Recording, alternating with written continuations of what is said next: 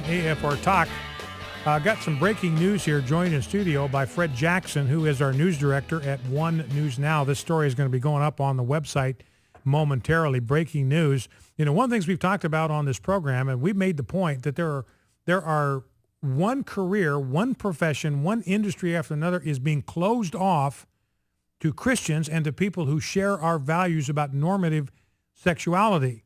Turning out you can't be a baker, you can't be a photographer, you can't be a florist, you can't run a bed and breakfast, you can't be in a counseling program, you can't be a broadcaster, a sports broadcaster, if you have views that are politically incorrect on the issue of marriage and the issue of sexuality. And Fred Jackson's with me here in studio. And Fred, give us the latest from the front. Well, the latest headline is this. 2 New York radio hosts have been fired today for making negative comments about a new city policy in Rochester, New York. That city has decided to cover gender reassignment surgery for city employees. In other words, the taxpayers are going to pay for operations for a male employee who wants to be a woman. You know, this is not sex reassignment. This is surgical mutilation. It's expensive. It's 40 to 50 grand. I mean, even the American Psychiatric Association still calls this gender identity dysphoria. There's some kind of disconnect or some kind of mental issue here. I mean, up until last year, it was called a disorder, and so they've softened it to dysphoria, but it's always been a mental disorder. It's an expression of somebody who is so sexually confused, so confused about his own identity, that he's all mixed up in his head about what gender he is. Well, there's no mystery about that. You're either male or female in every single solitary cell of your body. And so these guys, I think, were right to be, this is taxpayer money, and you're making things worse for these people instead of helping them get past this this emotional mental confusion. You're just accommodating it, you're enabling it, you're subsidizing it. And these guys were, I don't know what they said exactly, but they were right to raise questions about it. Well, the names of the DJs are Kimberly Ray and Barry Beck, and the radio station is WBZA. That's in Rochester, New York. Now, Ray referred to someone seeking gender reassignment surgery as, quote, a nut job. And Beck equated the issue to having the city pay for breast enhancement. And so their station managers got upset. Apparently, they had a few phone calls about it. Now, so you can make a debate about whether those particular comments were off color. You can have that debate, but the reason they are being fired is that the station said their comments were hateful in being critical of this new city policy to cover gender reassignment surgery. Wow, you know, and nut job, that's not a term that I would use, but people use that with me all the time on my Twitter feed and on Facebook, and broadcasters call us nut jobs all the time. So it's just kind of street terminology for somebody that's is mentally challenged, has got a mental issue with their health. But that's no different than what the American Psychiatric Association has been saying since day one. When they call this thing a gender identity disorder, they're saying these people are mentally disordered. This is a form of mental illness. What's the street term for that? They're a nut job. So it's kind of amazing to me. So again, here's another profession that apparently is starting to close off. And I don't even know if these people are Christians. I have no reason to think they are. No. They maybe just have a common sense view of human sexuality, and all of a sudden they are out of work. Yeah. All right, Fred. Well, thank you for that update. That's the latest from the front. Promise you we'd go right to the phones. Let's do that. Let's begin with Walter, Winchester, Virginia. Walter, welcome. What's on your mind? Hey, thank you, Brian. Hey, I know obviously there's a war on Christians really all around the world, but my concern, with the florists and the bakers and the ones, if you're a Christian, you're going to really think twice about going into that line of work. But I hope this doesn't happen. But how far away are we from pastors being required to marry homosexuals?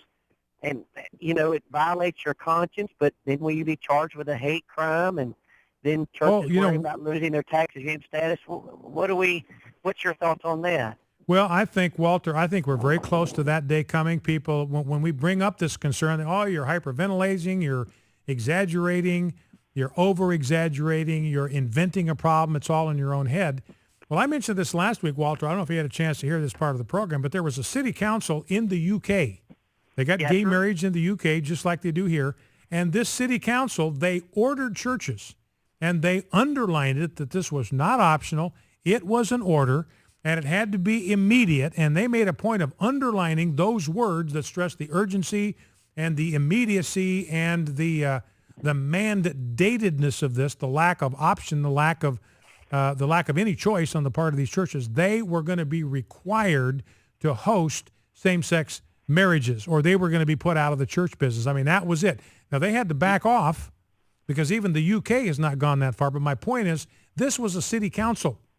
These were people with political power that were making this decision and ordering these churches to host same-sex wedding ceremonies. And I'll tell you how it's going to be done. I'll tell you exactly how it's going to be done, Walter. Yes, sir. What these gay activists are going to go, they're going to go to court and say, look, these churches are subsidized by the taxpayers. We give them tax deductions for their contributions. They are tax-exempt organizations. This is not true, but this is the way they're going to frame it. We're subsidizing them. The taxpayers are subsidizing this. The American people cannot and must not subsidize hatred and bigotry. So they will take away tax-exempt statuses if churches won't cooperate, or they will just close the doors. You know, they'll send people out there to put locks on the doors on the ground that this place is a cesspool of hate and bigotry and is beneath the standards of this community. So it's coming, Walter. You can bank on that. Well, I appreciate all your help in fighting the war, and we as Christians have to do our part. Let me ask you, like, if you're a resident of, like, Pennsylvania or one of these places where a rogue judge has overruled the vote of the people to protect marriage, I mean, do the people, like, need to call their governor or attorney general? Like, what? Because I know there's, like, 10 states within the last month that a rogue liberal judge has overruled, like, a state constitution, like, amendment. And so what do the individual state citizens need to do? Well, it is a runaway train. You're exactly right. It's a runaway train. I was going to talk about this today. Don't have time. I'll develop it more tomorrow. But I'll tell you what I think, Walter. I think the next step is for us to contact our congressmen and ask them why they are not filing articles of impeachment against these federal judges. That is the only way. The only way that the homosexual agenda can be stopped is either through a courageous governor who steps up and defies this order of a federal judge to issue these same-sex licenses, or by Congress filing articles of impeachment against these judges for exceeding their authority, shredding the Constitution, and violating the oath of office they took to uphold the Constitution rather than shred it. So I think the question, this is a point I make in my column. It's up at our news site, One News Now. You can read it there at our website. And the title of the piece is Huckabee Points the Way, Impeach Tyrannical Judges. So we need to start asking our Republican representatives, those in the House of Representatives, we need to start asking them, why are you not filing articles of impeachment against these renegade federal judges? 13 of them now have imposed same-sex marriage on individual states. When will you, and the better question is, when will you file articles of impeachment against these judges? Because the House of Representatives can do it. Nobody can stop them. They've got the constitutional authority to file articles of impeachment. The Senate has to conduct the trial. We know it's not going to get very far over there, but that's irrelevant. That's the business of the Senate. The Senate has to answer to God for what they do with the trial, but the House has to answer to God for whether they took the actions that they were constitutionally authorized to take to try to stop this runaway train. So I think that's the question, Walter, for our members of Congress, Republican members of Congress. When, not if, not why not, when will you file articles of impeachment against these renegade judges? All right, Walter, thank you for that. I appreciate it. Let's grab a call from Mike in Jacksonville, North Carolina. Mike, welcome. What's on your mind? Hi, Brian. Thanks for having me on the show again. Yes, sir. Yes, sir. All right. Just want to give you a little background. I'm a infantry Marine. Been in for about 7 years. Served overseas on 3 deployments, twice to Afghanistan. Been in direct contact with the Taliban multiple times. Well, today we received some news from our company commander, which is the rank of a captain, that come January 1st, 2016, all MOSs, which is military occupational specialties, will be opened to women on January 1st, 2016. And this is the chilling part. He said regardless of how the experiments the Marine Corps is conducting right now go, with females in infantry and enlisted infantry, officer and enlisted infantry training schools. As you and I know, they're not going very well. So this is breaking news, ladies and gentlemen. That's coming from a listener to this program who's in the military. He's gotten a memo, and this is official memo. Is that right? Yes, it was official. This is not just a rumor at the scuttlebutt, as we like to say. So this is something that's come right down the pipeline through the chain of command, so it's official.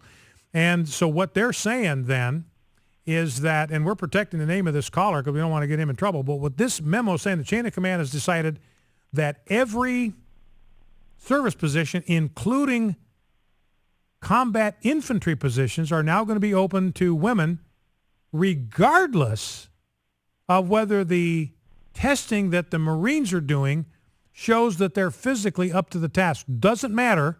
We're going to shove them into infantry positions even if we know from the testing that we do that they cannot handle the task. They don't have the stamina. They don't have the strength for it. Is that what you're being told?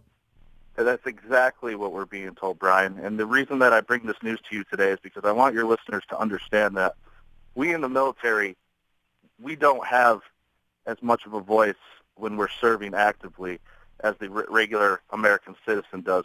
The military is designed through the UCMJ, the Uniform Code of Military Justice, to maintain good order and discipline at all times and to crush any dissent within the ranks. So as we were told today, actually, by our company commander, that we've got about a year left of moaning and griping about the changes coming with each other, with each other, and then we've got to start changing our tune.